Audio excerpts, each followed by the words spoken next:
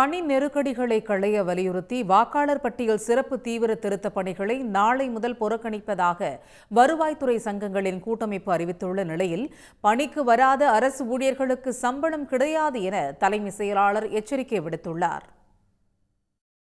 தமிழ்நாட்டில் தற்போது நடைபெற்று வரும் வாக்காளர் பட்டியல் சிறப்பு தீவிர திருத்த பணிகள் உரிய திட்டமிடலின்றியும் பயிற்சிகள் அளிக்காமலும் நடப்பதாகவும் அவசர கதியில் மேற்கொள்ள நிர்பந்தம் செய்யப்படுவதாகவும் புகார் எழுந்துள்ளது.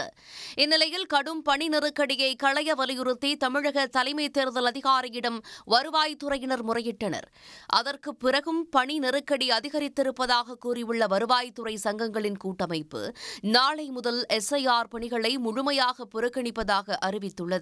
படிவங்கள் பெறுதல், இணையத்தில் பதிவேற்றம் செய்தல், SIR ஆய்வுக் கூட்டங்கள் என வாக்காளர் பட்டியல் தொடர்பான அனைத்து பணிகளையும் முற்றாக புறக்கணிப்பதாக அந்த அமைப்பினர் கூறியுள்ளனர். SIR பணிக்கு உரிய கால அவகாசம் வழங்க வேண்டும். வாக்குச்சாவடி நிலை அலுவலர், கண்காணிப்பாளர் உள்ளிட்ட அனைத்து நிலை அலுவலர்களுக்கும் உரிய பயிற்சி அளிக்க வேண்டும்.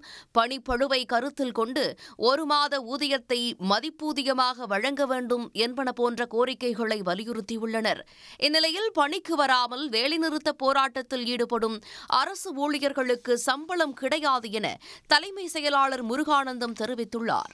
மேலும் மருத்துவ விடுப்பு தவிர வேறு எந்த விடுப்பு எடுக்கவும் அனுமதி இல்லை என்றும் அவர் சுற்றறிக்கை அனுப்பியுள்ளார். உடனுக்குடன் செய்திகளை தெரிந்து கொள்ள சன் நியூஸ் பெல் ஐகானை கிளிக் பண்ணுங்க.